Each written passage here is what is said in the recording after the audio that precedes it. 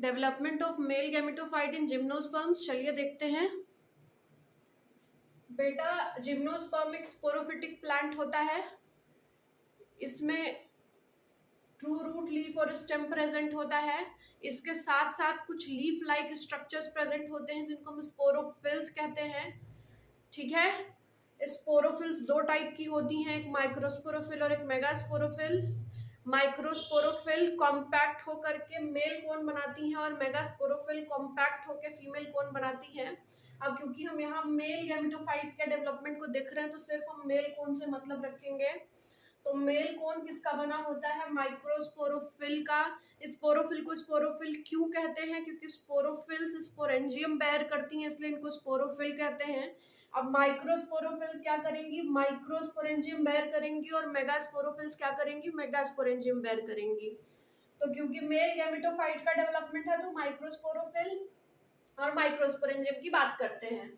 तो male cone is formed of microsporophyll, microsporophylls bear microsporangium.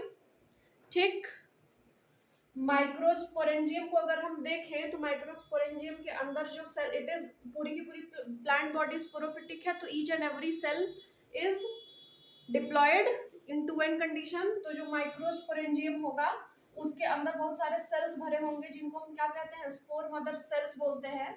ठीक है, सारे के सारे cells will act as a spore mother cell. ठीक, अब ये स्पोर मदर सेल बेटा क्या करेंगे? स्पोर मदर सेल्स में मियोसिस होगा। तो each spore mother cell will give rise to 4 haploid microspores.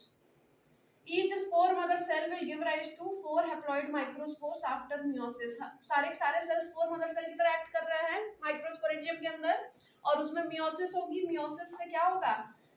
4 haploid microspores बनेंगे। अब 4 के चारों हैप्लॉइड माइक्रोस्पोर्स फंक्शनल होंगे और 4 के चारों हैप्लॉइड माइक्रोस्पोर्स डेवलप करके पॉलन ग्रेन बनाएंगे।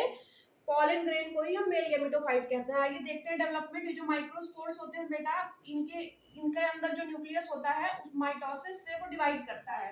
तो एक बनता है tube nucleus, tube cell nucleus, और एक बनता है जनरेटिव सेल। जनरेटिव, फिर से जनरेटिव सेल में माइटोसिस होता है तो बनता है 2 मेल गैमीट।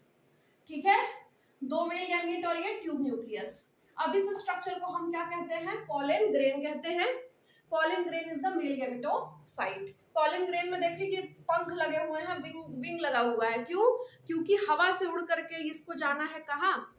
फीमेल गैमेटोफाइट के पास जाना है, ओव्यूल के पास जाना है। ठीक है, इसलिए इसमें पंख लगा हुआ है। समझ में आ? ये दोनों मेल गैमेट को हम स्पर्म सेल्स भी कहते हैं। यही जाके आगे एक्सेल का